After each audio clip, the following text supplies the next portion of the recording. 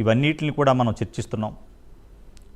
కారణాలు ఏమైనా కూడా కార్పొరేట్ విద్యా వ్యవస్థతో సమిధులైపోతున్న మధ్యతరగతి కుటుంబాలు, స్టూడెంట్సు, పేరెంట్సు, గాలికు వదిలేసిన అధికారులు, ప్రభుత్వ అధినేతలు ఎవరూ పట్టించుకోకుండా ఏమీ చేయలేని స్థితిలో ఎదురు చూస్తున్న మధ్యతరగతి కుటుంబ సభ్యులు, వీళ్ళందరి కోసం ప్రైమ్ 9 వేదికగా గత 25 రోజుల నుంచి చర్చ చేస్తూ ఉన్నాం.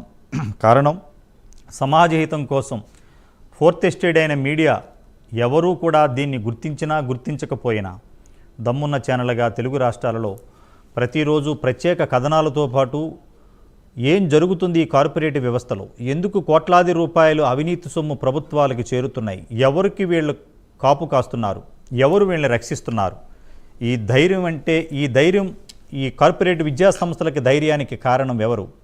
పార్ట్ ఆఫ్ ది ఎమ్మెల్యేలు, ఎంపీలు, ఎమ్మెల్సీలు, ముఖ్యమంత్రుల వరకు కూడా ఈ దందాలో భాగస్వాములు అయ్యారని పబ్లిక్ ప్రతిరోజు కాలర్స్ మనకు తెలియజేస్తున్నా కూడా ఇంకా అధికారుల్లో చలనం రాకపోవటం, ముఖ్యమంత్రి స్థాయి వరకు కూడా దీన్ని ఇంకా ఒక సీరియస్నెస్ లేకపోవటం, గాలికి వదిలేసిన ఈ సందర్భంలో ప్రైమ్ 9 ప్రతిరోజు మీకు 8 PM బులెటిన్లో ప్రత్యేక కథనాలతో ప్రజలకి, ప్రభుత్వానికి, అటు పేరెంట్స్కి మేము ఒక అవగాహనతో పాటు దీన్ని ప్రక్షాళన చేసే వరకు కూడా ముందుండి ప్రజల కోసం పోరాడడానికి ప్రైమ్ 9 ఈ చర్చని కొనసాగిస్తూ వస్తున్నాం. పేరెంట్స్, తెలుగు రాష్ట్రాల్లో ఉన్న పేరెంట్స్కి, విద్యార్థులకి, మేధావులకి మేము ఒకటే విజ్ఞప్తి చేస్తున్నాం.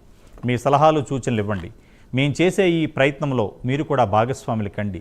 తద్వారా ఏదో ఒక రోజున ప్రభుత్వం దిగువచ్చి మొత్తం విద్యా వ్యవస్థను ప్రక్షాళన చేసే వరకు కూడా ప్రైమ్ 9 వేదికగా ఇప్పటి వరకు మేము సగం మాత్రమే మీకు చూపించాం. ఇంకా చూడవలసింది చాలా ఉంది. ఎందుకంటే ప్రతి కాలేజీలో జరుగుతున్న అవినీతి దందా, ఎంత ఇన్కమ్ ట్యాక్స్ కడుతున్నారు, అసలు ఆ కాలేజీలకి పర్మిషన్స్ ఉన్నాయా లేవా, అక్కడున్న బస్సులకి ఫిట్నెస్ ఉన్నాయా లేదా, ఫైర్ సేఫ్టీ ఉందా లేదా, ఇన్కమ్ ట్యాక్స్ పే చేస్తున్నారా లేదా, కోట్లాది రూపాయలు ప్రజల సొమ్ము ఎటువైపు వెళ్ళిపోతుంది, వాళ్ళు సంపాదించే డబ్బు ఎక్కడెక్కడ ఇన్వెస్ట్మెంట్ చేస్తున్నారు, అనేక కథనాలు మా యొక్క ప్రైమ్ 9 వేదికగా మీకు చూపించడానికి మేము త్వరలో సిద్ధంగా ఉన్నాం. ఈరోజు కూడా ఈ డిబేట్ని మనం కొనసాగించే ముందు మా స్క్రీన్ పైన నెంబర్లు మీకు డిస్ప్లే చేస్తున్నాం. మీరు కాల్ చేసి మీ అభిప్రాయాలు తెలియజేయండి. ప్రైమ్ 9 వేదిక మీకు సహాయం చేయడానికి మేము సిద్ధంగా ఉంటాం. ఈరోజు డిబేట్లో పాల్గొంటున్న ప్రముఖుల్ని పరిచయం చేస్తున్నాను. దొండ్ర కుమారస్వామి గారు, జాతీయ బీసీ దళ అధ్యక్షులు, ప్రముఖ అడ్వకేట్. నమస్కారం కుమారస్వామి గారు. కుమారస్వామి గారు వినపడుతుంది ఆడియో? నమస్తే అండి సత్యనారాయణ గారు. నమస్తే అండి. నమస్తే. అదేవిధంగా పవన్ కుమార్ గారు, నవ తెలంగాణ విద్యార్థి శక్తి స్టేట్ ప్రెసిడెంట్. పవన్ గారు నమస్కారం. నమస్తే. నమస్తే సార్.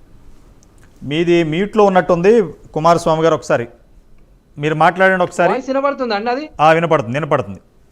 ఓకే. నమస్తే సత్యనారాయణ గారు.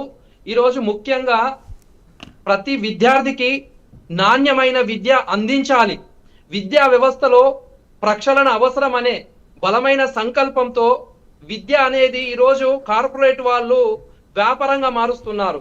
విద్య అనేది ప్రతి మనిషికి ఒక వెలుగు, ఒక దీపం, మన జీవితాలను మార్చే ఒక ఆయుధం. అలాంటిది నేడు కార్పొరేట్ విద్యా సంస్థలు సమాన అవకాశాలు అందించని ఒక విద్యా వ్యవస్థగా మారి సమాజానికి నష్టం కలిగిస్తుంది.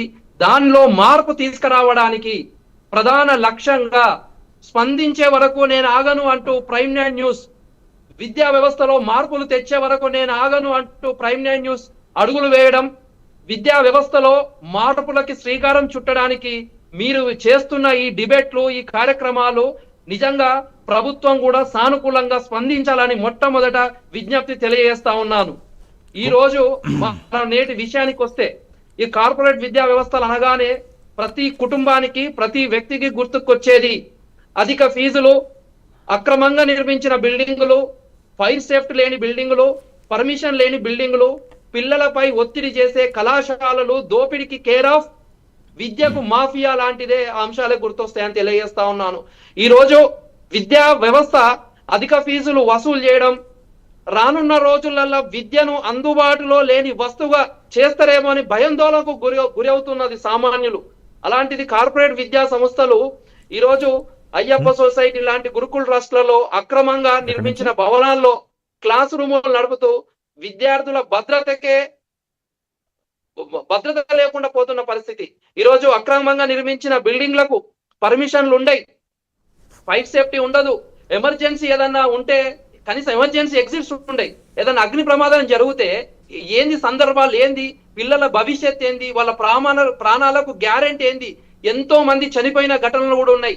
ఈ రోజు విద్యను అమ్ముకుంటున్నారండి. ఎంత దారుణం! భవిష్యత్ తరాలను తీర్చిదిద్దడానికి విద్య ఒక పునాది.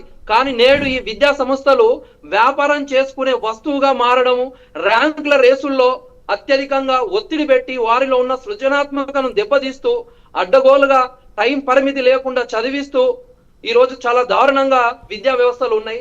ఈ రోజు కార్పొరేట్ విద్యా సంస్థలు విద్యను దోపిడీ చేస్తున్నాయి. మనం నిశ్శబ్దంగా ఉంటే మాత్రం చాలా దారుణాలు ఉంటాయి. మన ఐక్యత, ప్రతి ఒక్కరి గలం ఓ ఉద్యమంగా మారాలి.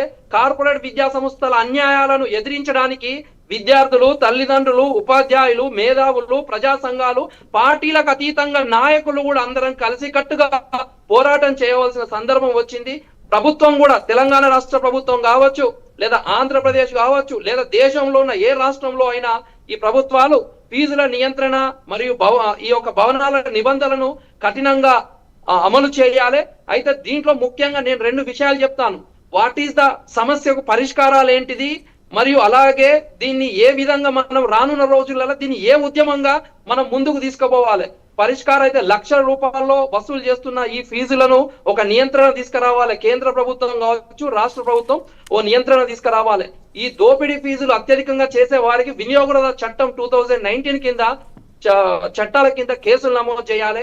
అలాగే ఈ కళాశాల భవనాలు ఫైర్ సేఫ్టీ లేకుండా, పర్మిషన్ లేకుండా, ఆక్యుపెన్సీ సర్టిఫికేట్లు లేని పర్మిషన్లు వెంటనే బిల్డింగ్ లో సీజ్ చేయాలి.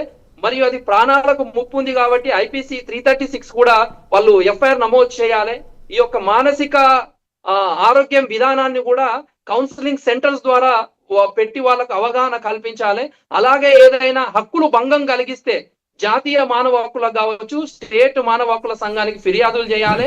ఈ యొక్క ఫలితాలను మ్యానిపులేషన్ చేసే తప్పుడు వాగ్దానాలను, ఈ విద్యను మాఫియా మార్చిన పరిస్థితి లాంటి వాటికి విద్యా సంస్థల నియంత్రణ కమిషన్ కూడా ఏర్పాటు చేయాలి. ముఖ్యంగా చీటింగ్లు చేస్తే 420 కేసులు కూడా చేయాలి. విద్యార్థులకు, సమాజానికి విద్య అనేది దోపిడీ, ఒత్తిడి నుంచి మనం విముక్తి కలిగియాలి. మన గలాన్ని గట్టిగా వినిపించాలి.